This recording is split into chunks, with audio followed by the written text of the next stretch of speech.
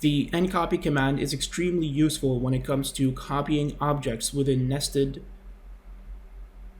The NCOPY command is extremely useful when trying to copy nested objects, whether they're in XREFs or blocks. So as you can see here, we have this as a whole block, and if we try to copy one object, it'll copy the whole block, but that's not what we want. We're going to type in the command line NCOPY, select the object that we want to copy, hit enter, and then select the base point. So let's say from here, and then we can drag and drop anywhere we want.